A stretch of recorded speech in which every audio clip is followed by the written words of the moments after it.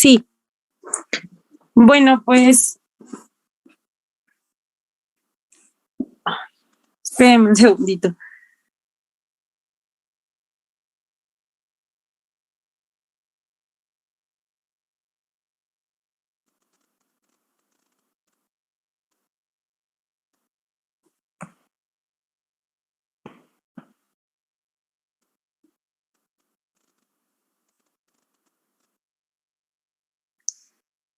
Creo que no están todavía ninguna de las dos, doctor. ¿De quienes les toca exponer o cómo? Ajá, sí. ¿A ti no te toca exponer? No, sí, a mí también, pero bueno, no están todavía ellas conectadas. Pero bueno, sí, no hay problema, pues Buenas yo... tardes. Ah, Ya llegamos. Es que no me podía meter, pero ya. Pero bueno, Ya. ¿por qué, por ejemplo, no puede iniciar usted? ¿Se dividieron el artículo o cómo? No, doctor, no, pero ¿Sí? sí. Bueno, No, okay. lo digo. Ya. Dale, pues. Bueno, el artículo que vamos a presentar hoy, pues, es, sobre el manejo de la pielonefritis aguda en una sala de observación de emergencia. Este es de Singapur. ¿Me puedes dar la que sigan hablando? Entonces, dentro de la introducción, bueno, esta es la portada del artículo y pues como saben, pues empieza con introducción, métodos, resultados y pues básicamente se refieren a pues qué es lo que se puede hacer antes de que el paciente recurra a una hospitalización para manejo de una pielonefritis aguda y qué tantos efectos benéficos o complicaciones podría tener pues el manejo dentro de esta unidad. ¿Le cambias algo? Por favor.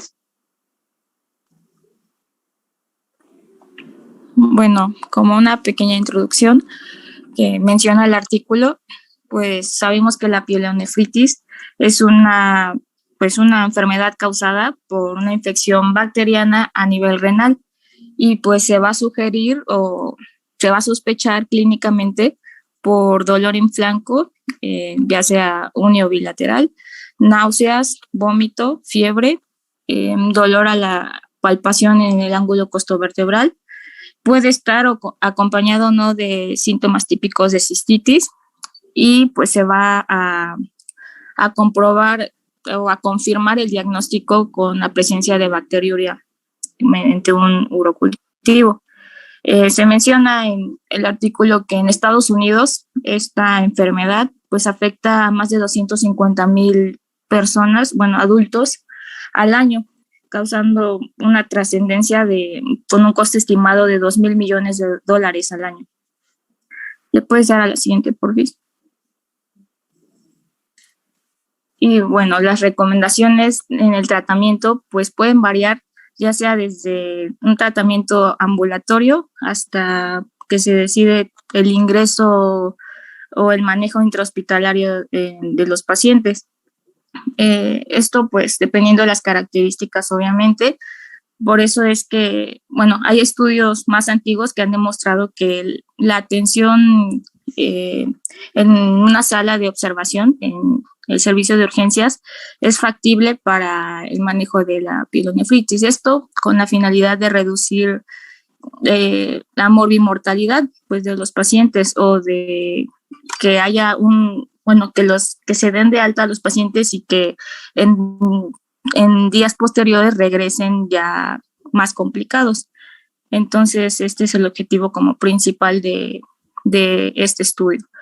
Realmente es permitir un uso más juicioso de los recursos ya que de por sí ya son a veces limitados en algunos hospitales para pues brindarle una atención más adecuada a los pacientes. La siguiente, por favor. Y para este estudio, es un estudio retrospectivo, las historias clínicas de pacientes adultos consecutivos que asistieron al hospital de la Universidad Nacional de Singapur. En un periodo del 1 de julio del 2012 hasta el 31 de octubre del 2014. Este hospital cuenta con 16 camas que están bajo la supervisión de un médico las 24 horas del día. Y pues en este mismo hospital hay diversos protocolos para el manejo de los pacientes o si se decide su ingreso o su egreso. Y bueno, uno de estos es para pielonefritis. Y justamente este protocolo del hospital menciona que los pacientes que lleguen con clínica de pielonefritis pues pueden ser valorados en la unidad de observación del hospital en un periodo no más de 24 horas. Durante este periodo pues se van a estar monitorizando sus signos vitales, se pueden tomar laboratorios y pues en este lapso de 24 horas se decide si el paciente está asintomático, si no tiene fiebre, si sus estudios de laboratorio continúan normales, si no hay dolor, tolerancia a la vía oral, pues se puede decidir su egreso con tratamiento ambulatorio. O bien, si el paciente empeora, si hace lesión renal aguda, si aumenta el lactato, si hay leucocitosis, intolerancia a la vía oral o dolor que no se dé con analgésicos, pues decidir su ingreso al hospital. Y bueno, para el estudio, pues se utilizaron criterios de inclusión y exclusión. Los pacientes que se incluyeron en el estudio tenían que tener al menos 2 de los siguientes que ven en la pantalla: dolor en flanco o sensibilidad en el ángulo costovertebral, síntomas urinarios o bien bacteriuria, piuria. Y también se incluyeron a los pacientes que pues tal vez se les diagnosticó la pielonefritis mediante un estudio de imagen, un TAC, un ultrasonido. Se excluyeron completamente a los pacientes menores de 18 años, a los pacientes que tenían trasplante de riñón o bien que solo tenían un riñón o alguna enfermedad congénita renal, o también a los inmunocomprometidos. Y también obviamente a los que, bueno, agendaron su cita pero nunca asistieron para ser atendidos o pues sí, atendidos. Entonces, en total de todos los pacientes, bueno, de las historias clínicas que se revisaron, se incluyeron a 459 pacientes. De estos pacientes, bueno, se definía como un éxito de la unidad de observación cuando los pacientes se podían ir a su casa sin que tuvieran que regresar porque los síntomas persistían, o en un periodo de 7 días los pacientes no regresaban. O sea, todo se resolvía con un manejo con antibiótico y analgésico en su casa. Y el fracaso... ¿Perdón? Ambulatorio. Sí. Y el fracaso, bueno, se tomaba como fracaso para la unidad de observación cuando los pacientes requerían hospitalización o regresaban en un periodo de 7 días porque regresaban peor. Entonces, de todos los datos que se tomaron en cuenta, bueno, algunos de los datos que se tomaron en cuenta para la logística son la edad de los pacientes, la etnia, los factores si contaban con factores de riesgo, los antecedentes personales patológicos y bueno, y todo lo que se vio en la consulta, desde el interrogatorio, la exploración física, los estudios de imagen y laboratorio. La siguiente, por favor. Bueno, y con respecto a los resultados, como ya comentábamos hace rato, bueno, con el cuadro previo, se utilizó pues ya como total una población de 459 pacientes, la mayor parte de ellas eran mujeres. Y pues la edad se concentraba más dentro de los 36 años, a pesar de que pues había pacientes desde los 28 hasta los 50 años. La mayoría de las pacientes de esta población nunca había presentado un episodio de pielonefritis. La mayoría de los pacientes comenzaba con los síntomas 3 días previos a acudir al hospital o a la unidad de emergencias. Todos estos pacientes tenían estudios de urocultivo positivo. La mayoría se encontraban pues E. coli y en una minoría, en un 3%, Klebsiella pneumoniae. Bueno, dentro de esos 469 pacientes, 210 fueron los que se admitieron a la sala de observación de la unidad de emergencias, que es como tal, pues el manejo ambulatorio que se le dio a los pacientes, a la mayoría de los pacientes, de los cuales, pues todos estaban incluidos en el diagnóstico de pielonefritis aguda. 46 de estos pacientes fueron diagnosticados con otros padecimientos, 25 fueron diagnosticados con infecciones de vías urinarias, de tracto urinario inferior, 5 con cólico renal, 5 con dolor musculoesquelético, 3 con gastroenteritis, 3 con dolor abdominal, 2 con apendicitis, 2 con dengue, 1 con gastritis, y pues ya como con estos diagnósticos ya no cumplían como con el criterio de pielonefritis agudo, sino ya se pensaba pues más en otra patología.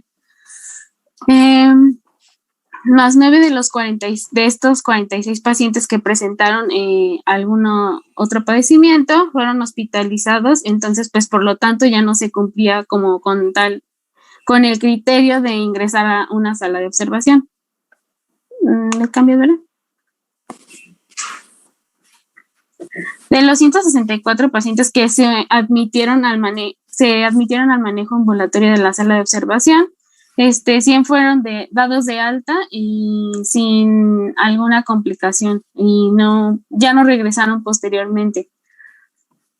Quiere decir que pues el manejo ambulatorio en estos pacientes funcionó y pues ya no requirieron de alguna hospitalización y pues no tuvieron alguna complicación. En el mejor escenario, ¿verdad? Cuando sí. No fue que se hayan muerto y ya por eso no regresaron, ¿no? Bueno, es que acá abajo menciona el resto de la población. Okay, 61. Sí, pero vamos, o sea, esos que fueron dados de alta, 61%, que fueron dados de alta, pues asumimos que les fue bien, pero pues ese es el mejor escenario, ¿no?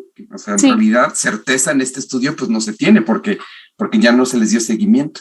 Para poder tener certeza, habitualmente lo que se hace es ya hacer una llamada telefónica o una cita de seguimiento. Aquí no lo tiene, ¿verdad? ¿O sí? No, sí, justamente más adelante en la discusión, ellos explican que se hizo un seguimiento de los pacientes, igual se censó a los mismos, buscándolos en otros centros de atención médica, en el cual no tuvieron reingresos ni ingresos, y también pues se les buscó y no tuvieron ninguna recaída. Bueno, ok. Igual de estos 164 pacientes, 61 fueron admitidos a hospitalización, ya sea porque pues se complicaron, persistieron los síntomas, o igual pues descubrió alguna otra patología que pues no estaba relacionada propiamente con la pielonefritis. De estos 164 pacientes, otros 3 requirieron ingreso a cuidados intensivos y 3 de estos 164 pacientes fueron dados de alta pues sin recibir algún apoyo o consejo médico.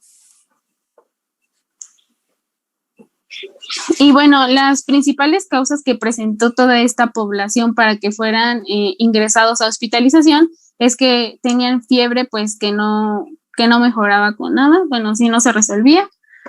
Persistía el dolor intenso, los pacientes presentaban intolerancia a la vía oral y además de vómito, además de pues inestabilidad hemodinámica, elevación de leucocitos y bacteremia. Bueno, también había otro manejo que le daban a los pacientes que pues presentaban náuseas, que era pues manejarlos con ondansetron con metoclopramida, y si no pues resolvía como tal las náuseas, echaban mano de un segundo medicamento que pues era el ondansetron, y pues funcionó en la mayoría de los pacientes. Los signos y síntomas que estaban asociados a que pues no había sido exitoso el manejo en la sala de observación es que pues los pacientes mantenían pues fiebre elevada, tenían elevación de urea y leucocitosis, y la presión sistólica estaba disminuida. Como tal, pues parece un choque séptico. Y también había pacientes que habían obtenido el éxito dentro de esta sala de observación, que en su mayoría pues lo único que presentaban era náusea y vómito.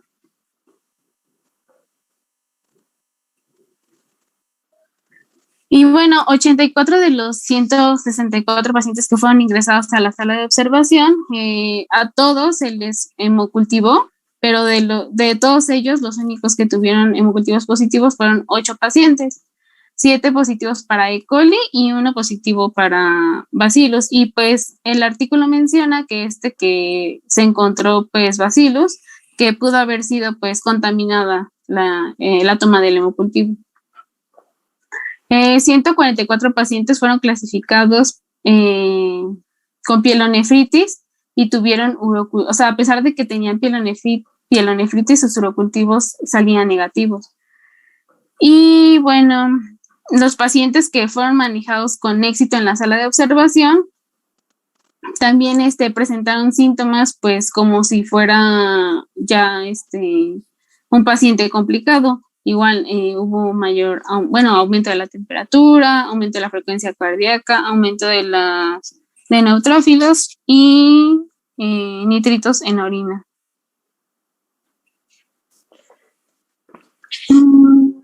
Y bueno, el total de los 164 pacientes que fueron tratados en la sala de observación, únicamente 2 volvieron en la siguiente semana, pues ya sea por alguna complicación que hayan tenido o por persistencia de los síntomas.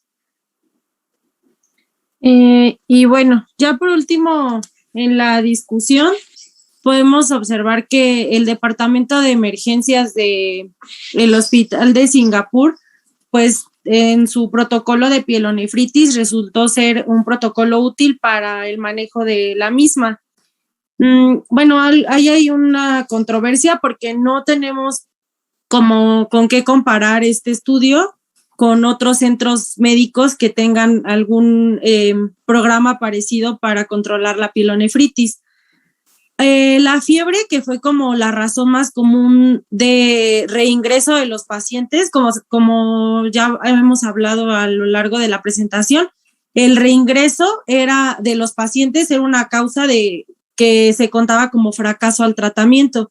Entonces, la fiebre es controversial, ya que muchos de los pacientes pues no toleran la vía oral, no siempre se documenta que ellos reingresan porque ellos mencionan que han tenido alzas térmicas, pero pues muchas veces no es cuantificada. Entonces, esto puede causar como un poco de falsos negativos, bueno, no falsos negativos, sino como un poco de sesgo en el estudio. Bueno, otro de los puntos por el que decíamos que el programa era exitoso era que los pacientes tuvieran tolerancia a la vía oral al momento de su egreso. Entonces, como los pacientes se iban ya con tolerancia a la vía oral, pues era un punto a favor para que se dijera que el programa era exitoso. Bueno, en el estudio se recomendó la administración rutinaria de antieméticos para controlar los síntomas. Y en cuanto a los cultivos, el 11% de los pacientes, solo el 11.1% de los pacientes que fueron dados de alta al servicio de urgencias, se tuvieron 144 de estos pacientes fueron clasificados con pielonefritis con un urocultivo negativo. 109 pacientes, que es el 23.7% de ellos, recibió un tratamiento antibiótico ambulatorio antes de la llegada al servicio de urgencias, por lo que puede ser que el urocultivo esté negativo al momento de la toma. Y bueno, también, como lo dijo Narda al inicio, los urocultivos negativos pueden coexistir con una pielonefritis que esté probada por un estudio de imagen. En cuanto a la toma de hemocultivos, en el estudio se encontró que, bueno, como lo mencionó mi compañera Samantha, solo 8 de los pacientes a los que se les tomó hemocultivo fueron positivos, de los cuales solo 2 tuvieron pielonefritis complicada, por lo que no se recomienda la toma de hemocultivos de rutina, ya que pues no va a modificar el régimen antibiótico que se le dé a los pacientes y bueno, pues se asocia a un alto costo y también a un riesgo de falsos positivos. Solo se recomienda el uso de hemocultivos si están clínicamente indicados o en pielonefritis que sean clínicamente complicadas. En cuanto a las resistencias bacterianas que se encontraron en este estudio, pues bueno, tenemos que se encontró en la población que se estudió un 29.8% de resistencia al ciprofloxacino, por lo que en esta población el tratamiento con ciprofloxacino lo van a reservar para casos de pielonefritis que necesite una penetrancia a tejidos profundos. Y bueno, también se encontró un 33% de resistencia a cotrimoxazol y la nitrofurantoína tuvo una resistencia muy baja, cerca del 1%, por lo que en esta población fue el antibiótico de elección para las infecciones urinarias simples, esto en esta población, en la población local. Y bueno, como conclusión, pues también se tiene un poco de sesgo en este estudio, ya que pues como se lo comentaba hace un momento, pues no se tiene comparación con otras unidades hospitalarias en las que tengan este tipo de protocolos para el manejo de la pielonefritis. Y bueno, también vimos que la unidad de observación de este hospital de Singapur, pues fue exitosa para el manejo de la misma. Y que bueno, que como las conclusiones más importantes serían esas, y el uso, por ejemplo, de antieméticos para los síntomas como son vómito y náuseas. Y pues también siento que algo importante que da como el artículo es que pues reducen el costo, ¿no? O sea, de todos los recursos que se le invierte a los pacientes. Bueno, sí. Ok. A ver, comentarios de los asistentes. ¿Alguien que tenga alguna duda, pregunta, algún comentario, algo que quieran agregar o preguntar o generar alguna idea adicional? 4 minutitos para que a las 7:30 empecemos nuestro tema de hoy.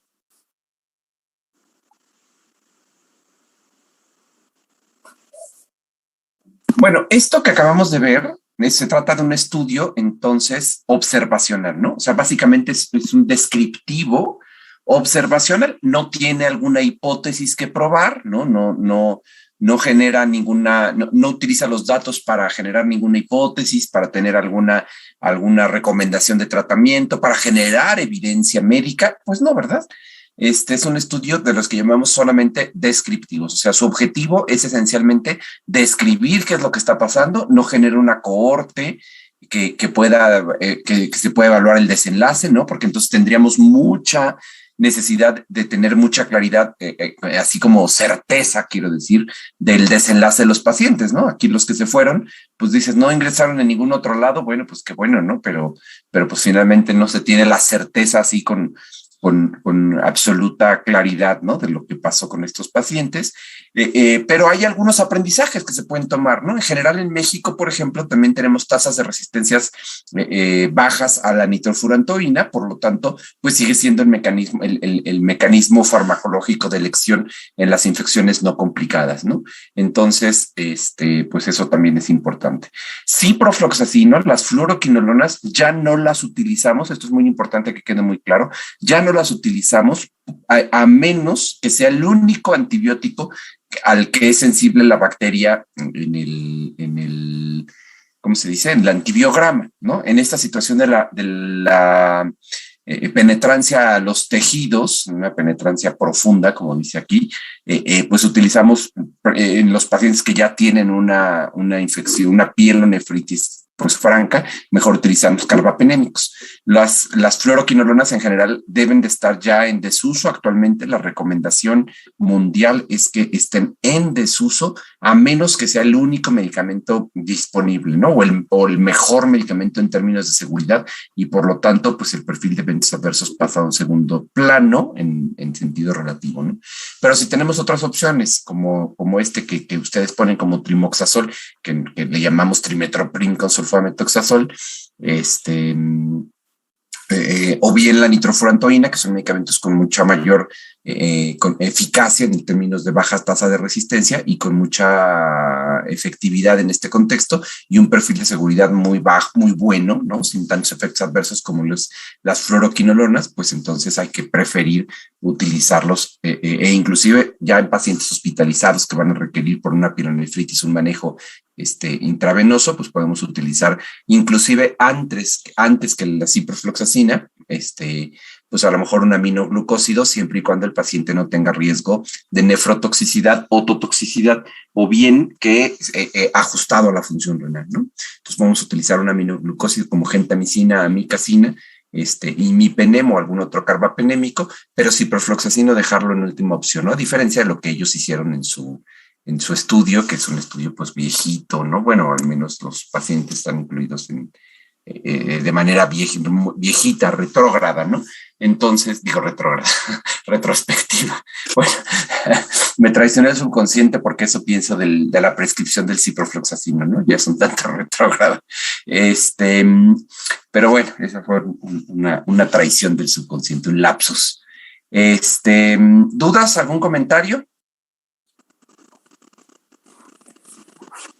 Doctor, yo tenía duda de, bueno, igual hace poco tuve como la oportunidad de exponer sobre pielonefritis en infectología, y me surgió la duda de que igual, como usted menciona, uno de los medicamentos que se utiliza para, pues como antibiótico son los aminoglucósidos, pero a mí me daba la duda de si no es como contraproducente ya debido a su nefrotoxicidad. Sí, bueno, a ver, aquí es interesante el tema de los aminoglucósidos. Los aminoglucósidos son más ototóxicos que nefrotóxicos, es decir, no son tan nefrotóxicos. Sin embargo, sí se depuran por vía renal y por lo tanto requieren ajuste cuando el paciente ya tiene enfermedad renal. Es decir, un paciente que tiene una nefropatía establecida, el aminoglucósido se ajusta a función renal, pero no tiene un tanto riesgo de generar un empeoramiento de la función renal. Ahora, aquí lo que sí aplica, o sea, aunque sí no tienen este perfil de nefrotoxicidad, lo que sí aplica es ¿cómo llamarlo en ese sentido? El perfil de riesgo-beneficio, ¿no? Entonces, los aminoglucósidos sí son nefrotóxicos, no son, digamos, no tanto, ¿no? Como otros medicamentos o en otros contextos, pero el perfil de riesgo-beneficio es que, pues, cuando tenemos esta situación de la infección, pues, si estamos con mayor riesgo, la propia pielonefritis, pues, que puede generar un daño en túbulo intersticial, pues, o glomerular, pues bueno, pues es importante manejar el tratamiento antimicrobiano a pesar de un cierto grado de riesgo, ¿no? Ahora, hay pacientes que ya de plano no tienen nada de función renal, ya tienen una tasa de filtrado glomerular menos de 10, ¿no? Menos de 15 o de 10 incluso, y tienen una infección. Bueno, pues ahí pues el aminoglucósido se ajusta, pero pues ya qué riesgo, qué empeoramiento, ¿no? Es importante mantener, esto que estoy diciendo es relativo también, porque es importante mantener una tasa de filtrado glomerular residual, porque aunque ya el paciente esté en terapia sustitutiva, lo residual de su función renal, o sea, cuánto le queda, correlaciona con calidad de vida y con sobrevida. Entonces, pues de alguna manera, vamos, sí es importante cuidar la función renal residual, aunque sea poquita, pero bueno, en procesos infecciosos, pues también puede valer la pena correr el riesgo, ¿no? Entonces, ajustamos la función renal y damos el medicamento. Ok, gracias, doctor. Sí, no, de nada. ¿Alguna otra pregunta? Gracias, Juan. Bueno, si no hay otras preguntas, entonces vamos a empezar nuestra temática del día de hoy, que lo que vamos a empezar entonces esta semana un poquito sobre la insuficiencia respiratoria. Entonces les voy a compartir aquí mi pantalla, ya ven ahí mi pizarrón, ¿verdad? Sí, doctor. Perfecto, muy bien. Entonces vamos a platicar un poco sobre insuficiencia respiratoria. Y entonces, en este contexto, vamos a empezar haciendo algunas definiciones. Y entonces, dentro de las definiciones es ¿a qué le llamamos insuficiencia respiratoria, no? O sea, ¿qué significa esto que nosotros estamos definiendo aquí? No es lo mismo disnea, no es lo mismo dificultad respiratoria, no es lo mismo ARDS, que es el síndrome de distrés respiratorio agudo, no es lo mismo acute lung injury, ¿no? Y no es lo mismo insuficiencia respiratoria. Entonces vamos a tratar de definir algunas de estos conceptos. Entonces vamos a empezar en general hablando de disnea, que esto sí, digamos, es igual a dificultad respiratoria. Un paciente que tiene dificultad respiratoria no necesariamente es lo mismo que ventilatorio, pues, ¿no? O sea, puede ser que tengamos un problema en la vía aérea o puede ser que tengamos un problema en los alvéolos. Un paciente que tenga esta manifestación, pues puede ser de origen cardíaco o puede ser de origen pulmonar principalmente, ¿no? Estos son como las dos causas más frecuentes, pero tampoco tenemos que soslayar la vía aérea. Entonces, un paciente que tiene disnea de origen cardíaco se caracteriza por ser una disnea progresiva, ¿no? O sea, esto a lo que me refiero es que empieza con manifestaciones, a lo mejor de disnea de esfuerzo. Y entonces, esto se caracteriza por ser una disnea progresiva que evoluciona de ser disnea de esfuerzo a ser disnea de medianos esfuerzos a pequeños esfuerzos, a ser disnea de reposo, luego ortopnea y luego disnea paroxística nocturna hasta llegar al edema pulmonar agudo. Entonces, esta es la progresión natural de una disnea de origen cardíaco. Entonces, en el caso de la ortopnea o de la disnea paroxística nocturna, pues es claramente indicativo de un proceso de esta naturaleza. En el caso de la disnea pulmonar, y antes de hablar de eso, aquí en general utilizamos una clasificación que es la clasificación de la NYHA, ¿no? La New York Heart Association. Esta clasificación nos da 4 grados. ¿Alguien se acuerda cuáles son los 4 grados de la NYHA para la disnea? Son 4 grados de clases funcionales, ¿no? Entonces, esta es una clasificación funcional. ¿Quién se acuerda? La clase 1 es asintomática o, disnea en la actividad ordinaria. ¿Disnea en la actividad ordinaria? No, porque si ya tienes disnea en la actividad ordinaria uno no debe de tener disnea, ¿no? No es actividad de grandes esfuerzos, ¿no? Exacto, entonces... No, pues supuestamente la clase 1 es cuando no hay limitación en la actividad física, entonces el ejercicio lo puedes hacer normal y no te causa fatiga. En la clase 2 es cuando tienes una limitación ya en la actividad física, o sea, pues a que si caminas o a que si haces tus actividades cotidianas no vas a tener ninguna molestia, pero sí ya cuando realizas ejercicio. Perfecto. La clase 3 es cuando tienes alguna limitación a la actividad física, pero ya con un esfuerzo, o sea, ya cuando ya va algo más de las actividades rutinarias, ¿no? Como bañarte, cambiarte. Y la clase 4 ya es cuando no puedes hacer esas actividades en la vida cotidiana, como el bañarte, peinarte, etcétera. Perfecto, muy bien. Entonces vamos a tratar un poquito a lo mejor de sistematizar, a riesgo de ser un poquito, a lo mejor medio no tan precisos, ¿no? Pero vamos a tratarlos de sistematizar a lo mejor en estos 4 grados, ¿no? Y así para que quede ya en la memoria. Entonces, grado 1 es sin limitación funcional o una limitación de grandes esfuerzos, pero bueno, pues grandes esfuerzos tiene cualquiera de nosotros, ¿no? O sea, si subimos la rampa con el cubrebocas y con el paciente cargando y con todo, pues esos grandes esfuerzos todos llegamos con disnea, ¿no? Bueno, ustedes no porque están jóvenes, pero pero vamos a decir que una clasificación funcional de la NIJA 1 sería en general sin limitación, más allá de las limitaciones pues propias de la condición física. Clase 2 sería medianos esfuerzos, clase 3 sería pequeños esfuerzos y clase 4 sería en reposo, punto, ¿no? Y ya si se lo aprenden así, a reserva de tener ciertas peculiaridades en cada una de las clases, en general esta sería como la clasificación. Entonces, digamos que la disnea de origen cardíaco tiende a ser progresiva en esta escala hasta llegar a la disnea paroxística nocturna y al edema pulmonar agudo, que ya serían las fases más avanzadas, ¿no? Bueno, muy bien.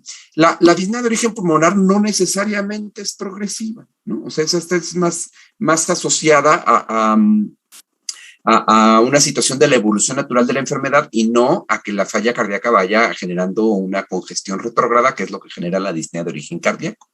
Y en el problema de la vía aérea, aunque no está clásicamente estudiada a veces en nuestra mente o no nos viene rápidamente a la mente cuando estamos en el contexto de un paciente con disnea, es importante tenerlo. No sé quién estuvo con nosotros en choque el domingo con una paciente, ¿no? Con una estenosis traqueal, pues falleció porque pues era una estenosis traqueal que no se pudo resolver, ¿no? A pesar de la traqueostomía.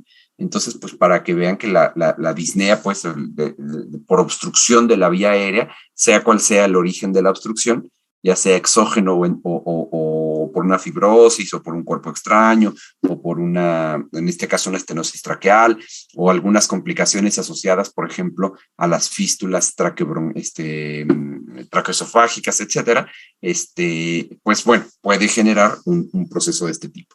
Pero todavía a esto no le llamamos propiamente insuficiencia respiratoria. Esta es la definición de disnea. Luego tenemos otra definición importante, que es la definición de ARDS.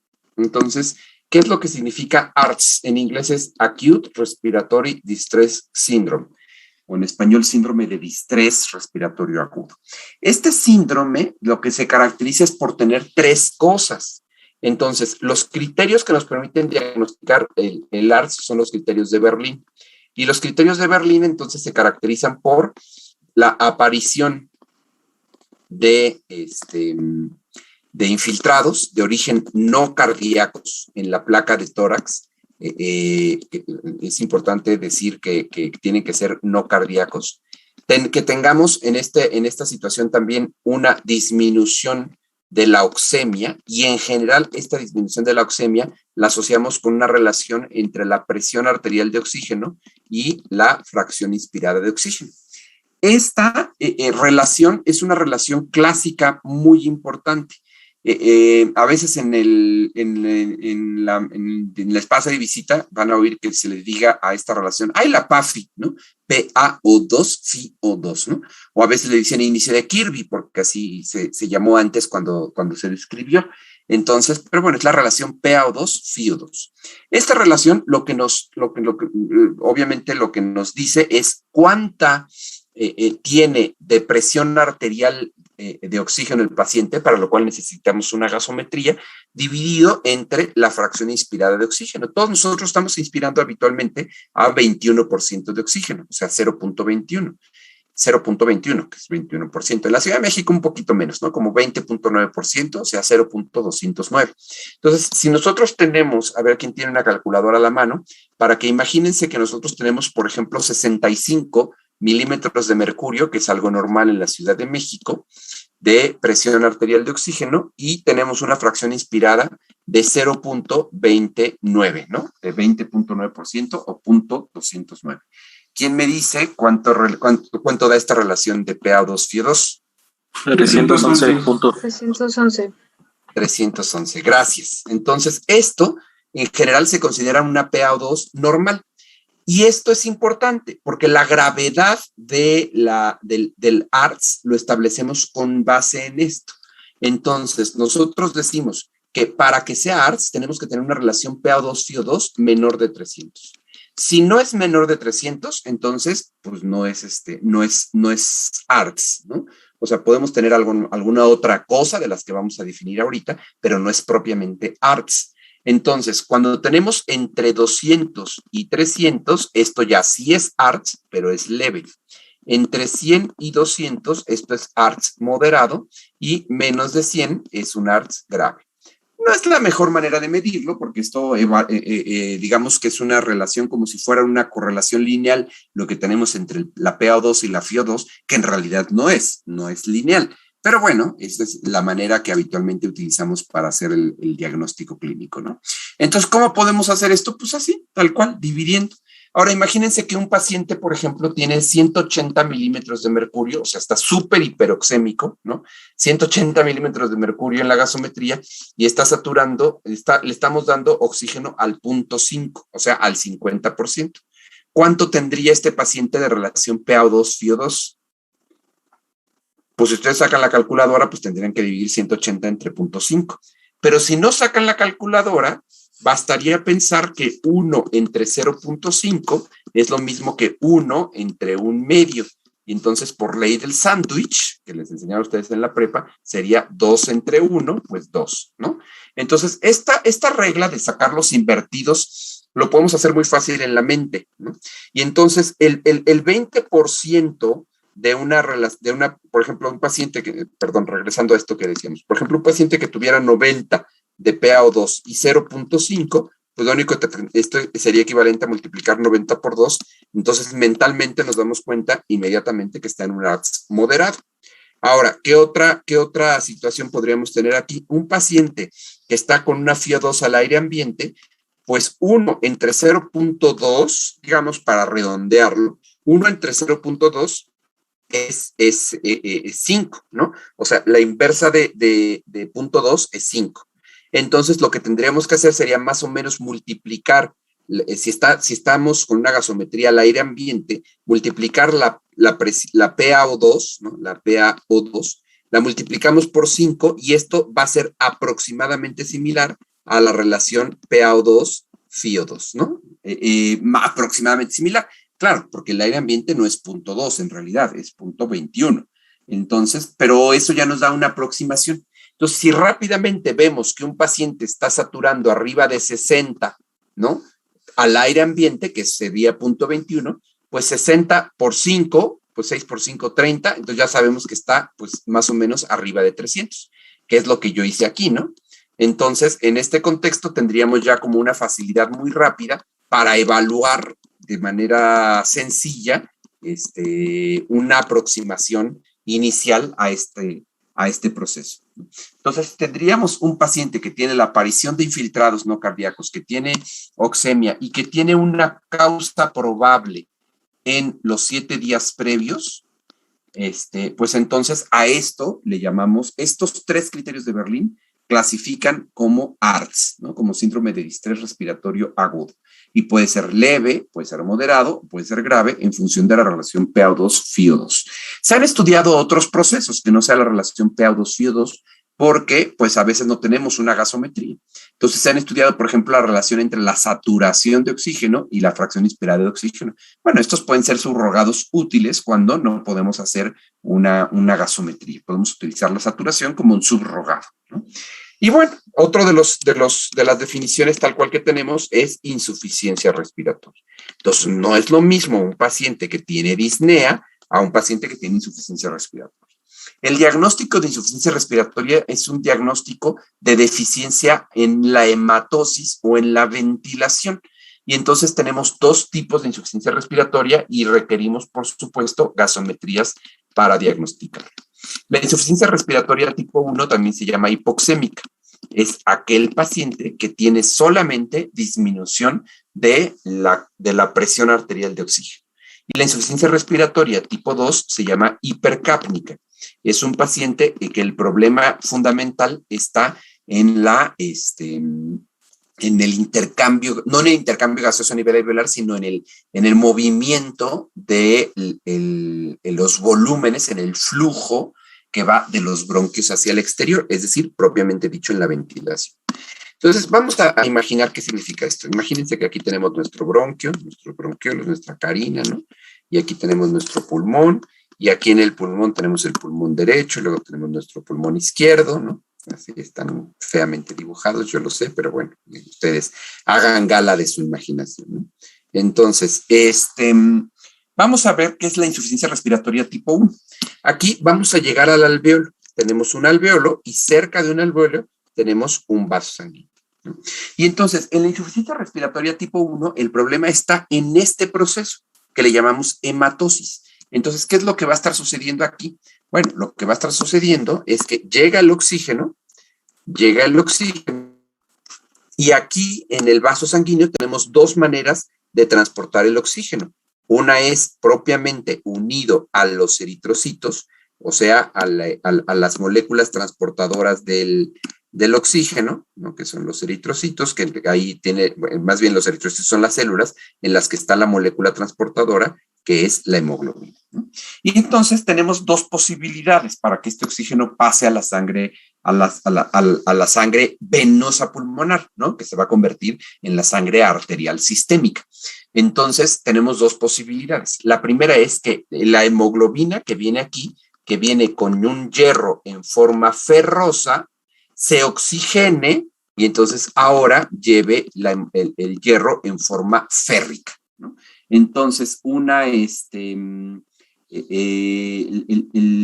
ferroso y lo férrico pues llevan concentraciones distintas de oxígeno, y la hemoglobina oxigenada entonces lleva, pues la hemoglobina oxigenada tiene hasta un color distinto, ¿no? Esto es lo que ustedes ya saben, le da el color rojo rutilante brillante a la sangre arterial sistémica, y a la sangre venosa, al retorno venoso, le da un color más rojo azulado, ¿no? Entonces, esas son las características fundamentales. Pero hay otro proceso.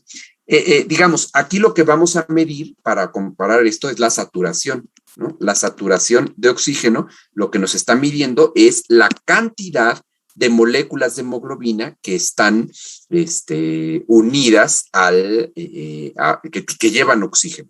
Pero hay otro proceso quizá no es fisiológicamente menos importante, pero es más útil de medir, que es el que pase de forma soluble el oxígeno a la sangre arterial. Y entonces aquí vamos a tener una cierta cantidad de moléculas de oxígeno que van solubles en la sangre, y entonces van a generar una cierta presión. Y esto, la manera en la que se mide es como la presión arterial de oxígeno. Ahora, así como hay una presión parcial arterial dada por el oxígeno, hay una cierta presión arterial también dada por el dióxido de carbono. Entonces, también vamos a tener una presión parcial, perdón, vamos a ponerlo aquí, una presión parcial de CO2, ¿no? Entonces vamos a tener una presión arterial de CO2. Ahora, esto va a ir hacia la vena pulmonar, ¿no? O sea, eso no le cambia el nombre, se llama presión arterial porque eso es lo que va a llegar a las arterias de la circulación sistémica. Pero aquí también nosotros tenemos una presión alveolar de oxígeno. Y entonces, lo que nosotros tenemos en estos dos contextos, fíjense lo que estoy señalando aquí. Aquí tenemos la presión arterial de oxígeno y aquí tenemos la presión alveolar de oxígeno. La diferencia entre arterial y alveolar, en general la definimos con una A minúscula cuando es arterial y una A mayúscula cuando es alveolar. Entonces, esta diferencia entre el oxígeno, la presión parcial que está en el alvéolo y la presión parcial que está en el vaso sanguíneo, no debe de ser muy alta, porque si no, entonces tenemos un problema grave de difusión. Y entonces, esto lo calculamos como el gradiente alvéolo arterial de oxígeno. Gradiente lo representamos con la letra griega delta, alvéolo arterial como una A mayúscula y una A minúscula. A veces en alguna literatura ustedes le van a encontrar aquí como con un guioncito, gradiente alvéolo arterial de oxígeno, y esto no es otra cosa más que la presión alveolar de oxígeno menos la presión arterial de oxígeno. Y entonces ustedes me dirán, bueno, ¿y cómo medimos la presión alveolar arterial de oxígeno? Bueno, pues esta es muy fácil, ¿verdad? Lo único que necesitamos para esto pues es una gasometría. Y entonces tomamos una gasometría arterial, es relativamente fácil. Pero ¿cómo estimamos la presión alveolar de oxígeno? Bueno, esta presión alveolar, o sea, ¿cuánto oxígeno está llegando al alvéolo? Esta la estimamos, porque no tenemos manera, no tenemos un medidor intraalveolar de la presión arterial de oxígeno, no lo podemos hacer. Entonces, lo que tenemos que hacer para hacer esta evaluación es utilizar la presión atmosférica, ¿no? Que es lo que está entrando, propiamente al alvéolo, y esta presión atmosférica, pues obviamente no es la misma a nivel del mar, donde tenemos una presión atmosférica de hasta 760 milímetros de mercurio, que a nivel de la Ciudad de México, por ejemplo, donde nuestra presión atmosférica pues es cerca de 580, ¿no? 584 milímetros de mercurio. Y esta presión atmosférica la vamos a multiplicar por la fracción inspirada de oxígeno. Entonces, mientras más oxígeno le estemos dando al paciente, mayor va a ser su presión alveolar de oxígeno. Entonces, lo que vamos a hacer es multiplicar la fracción inspirada de oxígeno por la presión atmosférica, y a esta relación, ¿no?, le vamos a restar a la presión atmosférica le vamos a restar la presión del agua. Y entonces nosotros, obviamente, no estamos inhalando puros gases, ¿no? En nuestro alvéolo no solamente hay gas atmosférico, también hay agua. Entonces le vamos a restar la presión del agua. Y a todo esto le vamos a restar la presión del dióxido de carbono, que es el otro gas muy importante. Pero la presión arterial, digamos, ¿cuánta es la presión alveolar del dióxido de carbono? O sea, ¿cuánto sería la presión alveolar del dióxido de carbono? Depende de cuánta ventilación estamos haciendo. Entonces, un paciente que esté haciendo hiperventilación, pues va a estar difundiendo más dióxido de carbono de la sangre hacia el alvéolo. Por eso hace hipocapnia. Un paciente que hace acidosis respiratoria va a barrer el CO2 de su sangre, porque va a estar transmitiéndose, va a estar transportándose, va a estar difundiéndose, sería el término físicamente correcto, hacia el alvéolo. Y entonces esta presión del alvéolo que va a estar dada por el dióxido de carbono, pues mientras más presión de dióxido de carbono haya, menos presión alveolar de oxígeno hay. Entonces lo que vamos a hacer en la fórmula es restarle la presión alveolar, la presión arterial de dióxido de carbono, porque no tenemos manera de medirla propiamente la presión alveolar, pero esto dividido entre un cociente respiratorio. Y este cociente respiratorio se modifica mientras el paciente tenga más taquipnea o hipopnea. Un paciente que tiene taquipnea, pues va a tener un cociente respiratorio menor, ¿no? Entonces, en general lo que usamos aquí como cociente respiratorio es entre 0.6 y 0.8. Digamos que eso es como lo estándar. Entonces, con esta fórmula podemos estimar, obviamente no es medir, la presión alveolar de oxígeno, y a esto para sacar el gradiente vamos a restarle la presión arterial de oxígeno. Ahora, este gradiente es dependiente de la edad. Entonces, no es lo mismo tener 5 años, 10 años, 20 años que 60 años, ¿no? El gradiente alveolar arterial va aumentando de manera fisiológica conforme aumenta la edad.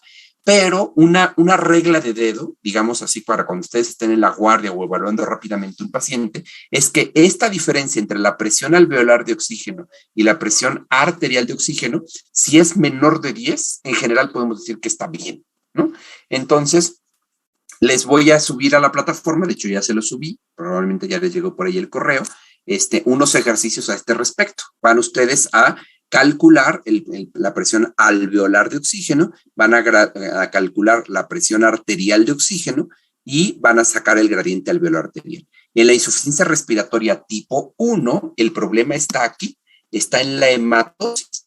Entonces, en la insuficiencia respiratoria tipo 1, que es hipoxémica, el problema está en que hay algo que está generando un cambio, un bloqueo, digamos, un aumento en el gradiente alveolar arterial de oxígeno, y por lo tanto, aunque llegue el oxígeno al alvéolo, no está difundiendo adecuadamente hacia las arteriolas.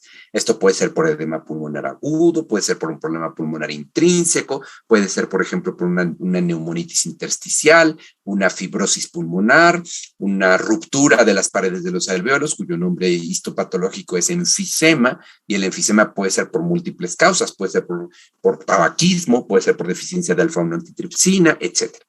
Ahora, ¿qué pasa en la insuficiencia respiratoria tipo 2 o en la hipercápnica? El problema aquí es que se está obstruyendo el libre flujo de aire. Entonces tiene que entrar una cierta cantidad de aire que es más o menos rica en oxígeno, y va a salir una cierta cantidad de flujo pulmonar que es más o menos rico en CO2. Entonces, ¿qué es lo que va a pasar? Si yo empiezo a obstruir, por ejemplo, por una estrechez, empiezo a hacer más estrecho los bronquios, por ejemplo, en un problema de enfermedad pulmonar obstructiva crónica, o en un asma grave descompensada, o en un síndrome de apnea obstructiva del sueño que genera obstrucción, o por alguna afectación en la vía aérea, no sea cual sea la razón, entonces estos pacientes van a tener menor flujo.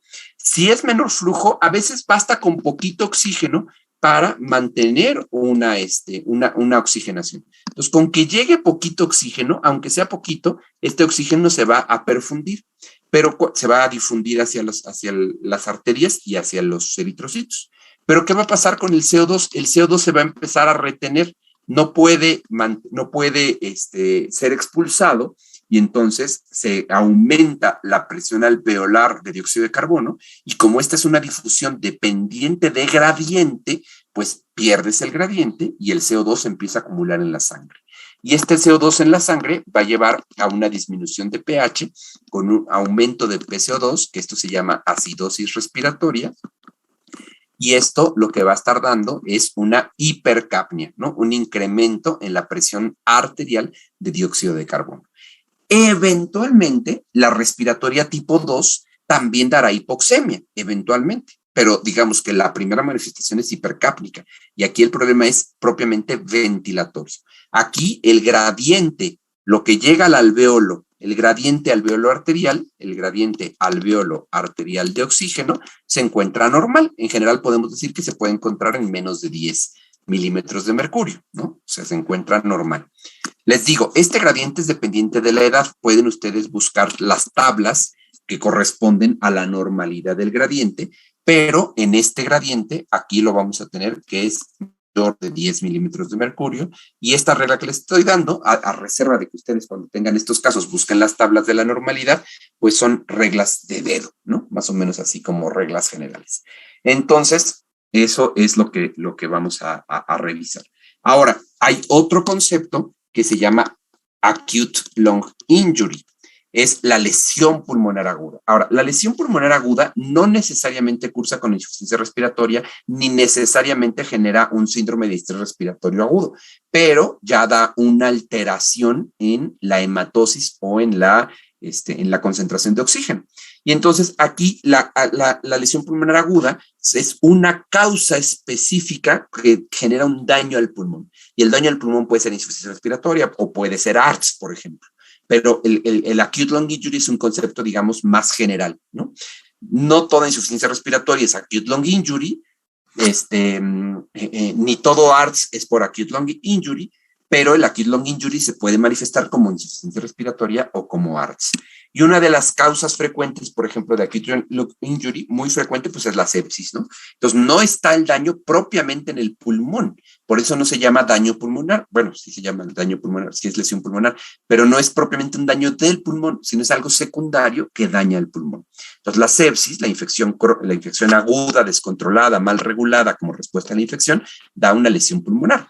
Pero también podemos tener, por ejemplo, otra muy importante que ustedes conozcan, a lo mejor no es tan frecuente, pero sí es muy importante, es lo que le llamamos TRALI. TRALI es un síndrome que significa Transfusion Related Acute Lung Injury. Es una lesión pulmonar asociada a la transfusión y se puede manifestar hasta de pocas horas hasta 48 horas después de la transfusión de cualquier concentrado eritrocitario, plasma, plaquetas, y entonces a veces, por eso lo quiero resaltar, porque a veces no lo piensan los médicos, ¿no? No lo pensamos. Y entonces el paciente, pues yo llego a guardia, por supuesto, veo que tiene lesión pulmonar aguda, no sé por qué, y no investigo y no me doy cuenta que ese paciente se acaba de transfundir 2 días atrás, pues, ¿no? Entonces, como que mentalmente no me hace sentido que sea la causa de la lesión pulmonar, pero pues sí es, ¿no?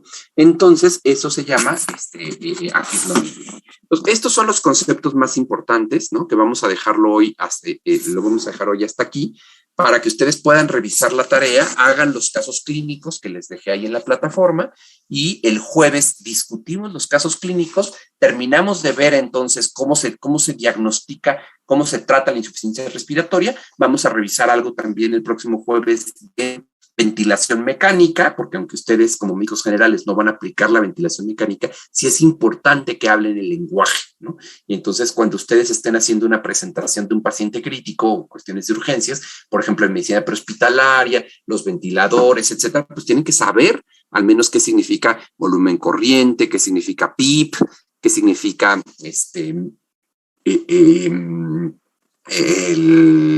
las presiones positivas al final de la inspiración, al final de la expiración, un ciclado por volumen, un ciclado por presión, un limitado por volumen, un volumen mínimo garantizado. O sea, aunque no vayan ustedes a manejar propiamente el ventilador, sí es importante que conozcan la terminología, sepan a qué se refieren y sepan ustedes además identificar en el ventilador un problema que pueda ser susceptible de resolver, ¿no? Entonces, para que cuando ustedes estén de guardia, por ejemplo, en este caso los médicos internos o los futuros médicos internos, cuando ustedes estén de guardia en un hospital, pues no hagan lo que me hizo una vez un interno cuando yo era R1, ¿no? Así de, ay, ya le agarré al ventilador. Yo, ay, qué bueno, ¿a poco? A ver qué le entendiste o cómo lo estudiaste o qué, ¿no? Me dice, ya le agarré, mire, cada vez que suena, le pico en este botoncito que dice silencio y ya, se acabó el problema. Pues lo único que hacía mi médico interno cuando yo era R1 era silenciar las alarmas. Pues no se trata de silenciar las alarmas, se trata de ayudarle. Si las alarmas están sonando, pues es que hay algún problema que resolver, ¿no? Muy bien, ¿dudas, preguntas?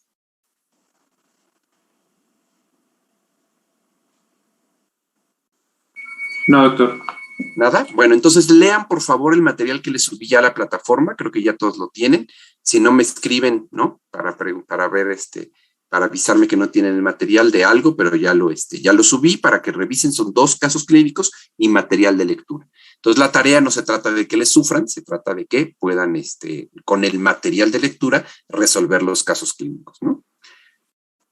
Muy bien, chicos, pues muchas gracias a todos, a todas por su tiempo. Les agradezco la atención y nos vemos pues el jueves, ¿no? Para los chicos de pregrado, me escriben también si tienen alguna duda o pregunta, revisen el material y si es necesario, pues nos reunimos mañana también para resolver alguna duda adicional, ¿no?